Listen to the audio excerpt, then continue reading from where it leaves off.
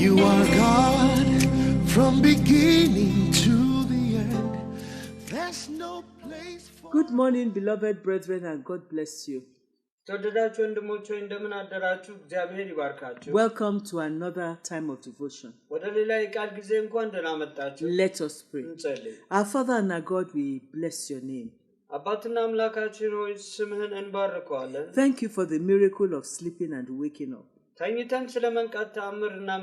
Father, as we go into your word, we ask, Lord, that you will speak to us.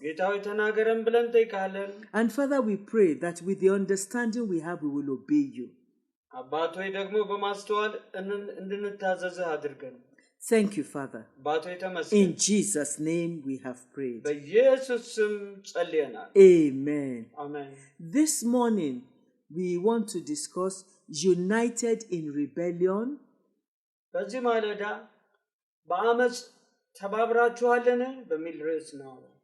United in rebellion. It's a question.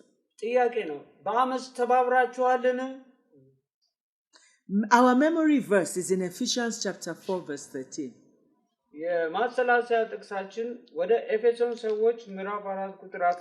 Ephesians chapter 4 verse 13. Till we all come in the unity of the faith and of the knowledge of the Son of God, unto a perfect man, unto the measure of the stature of the fullness of Christ. ሁላችን የእግዚአብሔር ልጅ በማመንና በማወቅ ወደሚገኝ አንድነት ሙሉ ሰውም ለመሆን የክርስቶስ ሙላቱ ወደሚሆን ሙላቱ ልክ እስክንደርስ ድረስ ቅዱሳን አገልግሎትን ለመስራት ለክርስቶስ አካል ሕንጻ ፍጹማን ሆነናል። And our Bible passage is in Genesis chapter 11 verses 1 to 8. የመጽሐፍ ቅዱስ ንባባችን ኦሪት ዘፍጥረት ምዕራፍ 11 ከቁጥር 1 እስከ 8 ነው። Genesis chapter 11 verses 1 to 8. ዘፍጥረት ምዕራፍ 11 ከቁጥር 1 እስከ 8. And the whole earth was of one language and of one speech. And it came to pass as they journeyed from the east that they found a plain in the land of Shinar, and they dwelt there. And they said one to another, Go to, let us make brick and burn them thoroughly. And they had brick for stone, and slime had they for mortar. Excuse me. And they said, Go to, let us build us a city and a tower, whose top may reach unto heaven, and let us make us a name, lest we be scattered abroad upon the face of the whole earth. And the Lord came down to see the city and the tower which the children of men builded. And the Lord said, Behold, this people is one, and they have all one language, and this they begin to do, and now nothing will be restrained from them which they have imagined to do. Verse 7. Go to, let us go down, and there confound their language, that they may not understand one another's speech. So the Lord scattered them abroad from thence upon the face of all the earth, and they left off to build the city. ምድርም ሁሉ በአንድ ቋንቋና በአንድ ንግግር ነበረች። ከምስራቅም ተነስተው በሄዱ ጊዜ በሰናዖር ምድር አንድ ሜዳ አገኙ። ከዚያም ተቀመጡ። እርስ በርሳቸውም ኑ ጡብ እንስራ፣ በእሳትም እንተኩሰው ተባባሉ። ጡብም እንደ ድንጋይ ሆነላቸው፣ የምድርም ዝፍት እንደ ጭቃ ሆነላቸው። እንዲህም ኑ ለእኛ ከተማና ራሱ ወደ ሰማይ የሚደርስ ግንብ እንስራ፣ በምድር ላይ ሳንበተንም ስማችንን እናስጠራው አሉ። እግዚአብሔርም የአዳም ልጆች የሰሩትን ከተማና ግንብ ለማየት ወረደ። እግዚአብሔርም አለ፣ እነሆ እነርሱ አንድ ወገን ናቸው፣ ለሁሉም አንድ ቋንቋ አላቸው። ይህንም ለማድረግ ጀመሩ። አሁንም ያሰቡት ሁሉ ለመስራት አይከለከሉም። ኑ እንውረድ፣ አንዱ የአንዱን ነገር እንዳይሰማው ቋንቋቸውን በዚያ እንደባልቀው። እግዚአብሔርም ከዚያ በምድር ሁሉ ላይ በተናቸው፣ ከተማይቱንም መስርተው ተዉ ይላል። Any coalition, any agreement that does not have God and His perfect will as its focus is evil. እንግዲህ ማንኛውም መተባበር ወይም አንድ መሆን እግዚአብሔር ከና ፈቃዱ የሌለበት ከሆነ ለክፉ ነው ማለት ነው ትኩረቱ። We learned something from our memory verse. ከማሰላሰያ ጥቅሳችን አንድ የተማርነው ነገር አለ። It says that we are only made perfect when we come together in the unity of faith. በእምነት አንድነት ስንሆን ብቻ ነው እኛ ፍጹም የምንሆነው ነው ያለን። And this unity of faith can come only from the knowledge of Jesus Christ. እንግዲህ ይሄ ደግሞ የእምነት አንድነት ሊመጣ የሚችለው ደግሞ ኢየሱስ ክርስቶስን ከማወቅ ብቻ ነው። The scripture is just simply telling us እዚህ ጋር እግዚአብሔር ቃል በቀላሉ እየነገረን ያለው that when we are called to unite, we must first ask, what is the reason for this union? What is the purpose? አንድ ለመሆን ወይ ህብረት ለማድረግ ስንጠየቅ ምንድነው የዚህ አንድነት ዓላማው? እቅዱ ምንድነው ብለን ማወቅ መለየት አለብን። Because if we go and unite with people blindly, it could result in untold agony.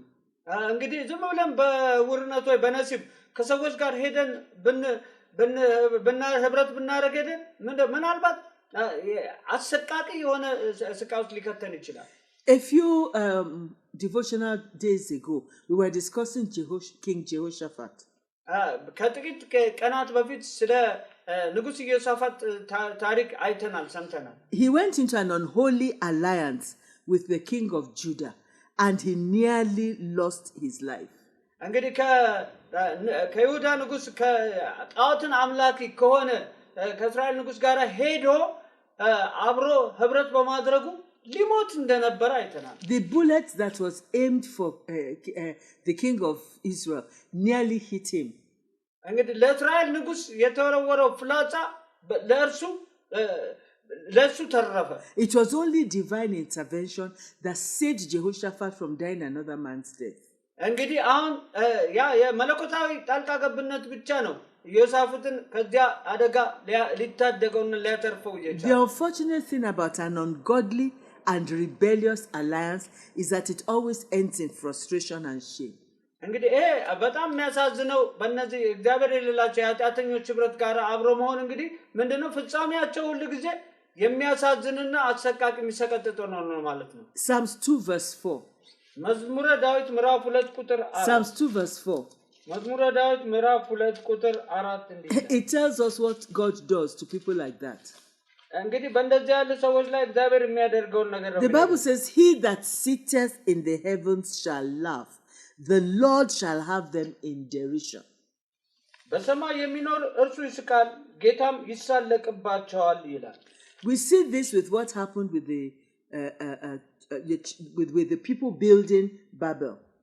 ይሄ ነገር የሆነው እንግዲህ የባቢሎን ግንብን በገነቡ ሰዎች ላይ ነው። They were building this city. That is what our Bible passage was about. አሁን እዚህ የመጽሐፍ ቅዱስ ንባባችን እንደገለጸው ግንብ ገነቡ ወደ ላይ የሚሄዳሉ ወደ ላይ They united in rebellion. በአመጽ ነበር የተባበሩት። And then God decided that he would confound their language so they don't understand each other anymore. ስለዚህ እግዚአብሔር ቋንቋቸውን ልደበላልቀውና አንዱ ሌላውን የሚናገረውን እንዳይገባው ላድርግ አለ። The record in Psalms 2 verse 2 teaches us several lessons. በዛ የተጻፈው መዝሙር 2 ቁጥር 2 ላይ ብዙ ትምህርት ያስተምረናል። Let's turn to Psalms 2 verse 2. መዝሙረ ዳዊት ምዕራፍ 2 ቁጥር 2 ላይ አብረን እንስኪ። It says, the kings of the earth set themselves and the rulers take counsel together against the Lord and against his anointed. የምድር ነገስታት ተነሱ አለቆችም በእግዚአብሔር በመሲሁ ላይ እንዲህ ሲሉ ተማከሩ። 1. We learn that God is always aware of any alliance to rebel against him. እግዚአብሔር ሁሉ ጊዜ በእርሱ ላይ በአመጽ አብረው የሚሆኑትን ወይ የሚተባበሩትን ነገር ቶሎ ያውቃል። That being the case, it means that God is also ready and willing to reveal to us all the evil plans of our enemies. እንደገና ደግሞ ሁሉ ጊዜ እግዚአብሔር የጠላቶቻችንን ክፉ እቅድ ለኛ ሊገልጽ ፍቃደኛ ነው። Because when we get to know what the enemy is planning, it helps us to prepare ourselves and to defend ourselves. እንግዲህ ምክንያቱም የጠላታችንን እቅድ እግዚአብሔር ከገለጸልን እኛም ደግሞ ለመከላከል ራሳችን ዝግጁ እናደርጋለን ማለት ነው። The second thing we learn from that scripture, ከዚህ እግዚአብሔር ቃል ክፍል ሌላ ሁለተኛ የምንማረው ነገር እንዲህ ነው። not only is it that God exposes their evil conspiracies, he also does something about it. የነሱን ክፉ ሴራ መግለጽ ብቻ ሳይሆን ለኛ እንደገና እርሱ ደግሞ የሚያደርገው ነገር ይኖራል በዚያ። There is a story in Daniel chapter 6 verses 7 to 24. ዳንኤል ምዕራፍ 6 ከቁጥር 7 እስከ 24 ላይ አንድ ታሪክ አለ። Daniel 6 verses 7 to 24. ዳንኤል ትንቢተ ዳንኤል ምዕራፍ 6 ከቁጥር 7 እስከ 34 ላይ አንድ ታሪክ አለ። You read it in your private time. በራሳችሁ ጊዜ በቤታችሁ አንብቡት ታሪክ። But in that story we find that all the princes and presidents in Babylon, they conspired against Daniel. በዛ ታሪክ ላይ የሚገልጸው ምንድነው? እሱ በባቢሎን የነበሩ ሹማምንቶችና መኳንንቶች ሁሉ በዳንኤል ላይ አሴሩበት። And they were the ones who died. ግን የሞቱት በኋላ እነሱ ራሳቸው ሆኑ። The same lions den that Daniel ended up in was the lions den that killed them. እንግዲህ በዛ በአንበሳ ጉድጓድ ውስጥ እሱ ሳይሆን የሞተው በአንበሳ ጉድጓድ የሞቱት እነዛ የወረወሩት ናቸው። Daniel survived, they died. እንግዲህ ዳንኤል እርሱ በህይወት ኖረ ቆየ። When all those who are united against God's purposes for your life, it is our prayer that they will be confounded in Jesus' name. እንግዲህ ከእግዚአብሔር ሐሳብና ዕቅድ ውጪ በእናንተ ላይ የሚያሰሩ ሁሉ እነሱ ራሳቸው ይሰነካከሉ ብለን እንጸልያለን። And they will also be defeated in Jesus' name. እነሱም ጭራሹን ሙሉ በሙሉ ይሸነፋሉ በኢየሱስ ስም። The same way God delivered Daniel and the enemy's plans did not work against him, the same way God will deliver you too in the name of Jesus. በዳንኤል ላይ የተሰራ እግዚአብሔር ያከሸፈ አምላክና እሱን የታደገው ያው አምላክ ደግሞ እናንተንም ይታደጋቸዋል በኢየሱስ ስም። The third thing we learn from that scripture of Psalms 2 verse 2. ከመዝሙረ ዳዊት ምዕራፍ 2 ቁጥር 2 ደግሞ ሌላው ሶስተኛው የምንማረው ነገር is that when God now arises to confound all the evil conspiracies, the people are left confused and in disarray. እንግዲህ እግዚአብሔር ደግሞ የጠላትን ሴራ ለመደበላለቅ ደግሞ በሚነሳ ጊዜ እነዛ ሴራ ያደረጉ ሰዎች ሁሉ ግራ ይጋባሉ፣ ይመሰቃቀላሉ ራሳቸው። When people are rebelling and uniting against God and uniting to against you, they are the ones who will be left in confusion and disarray.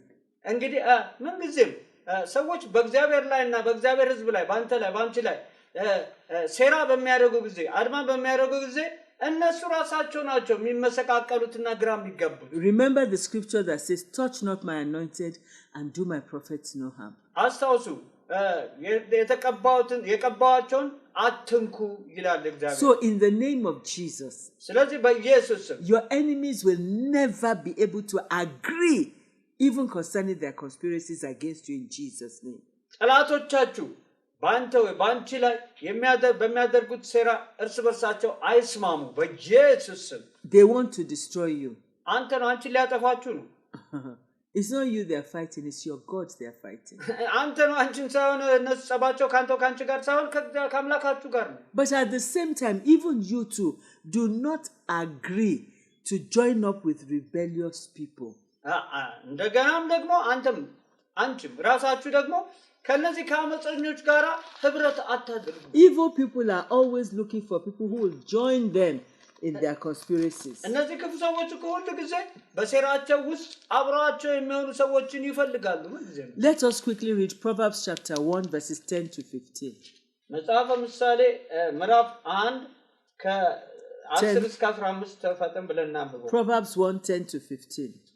መጽሐፈ ምሳሌ ምዕራፍ 1 ከቁጥር 10 እስከ 15. My son, if sinners entice thee, consent thou not. If they say, come with us, let us lay wait for blood. Let us lurk privily for the innocent without cause.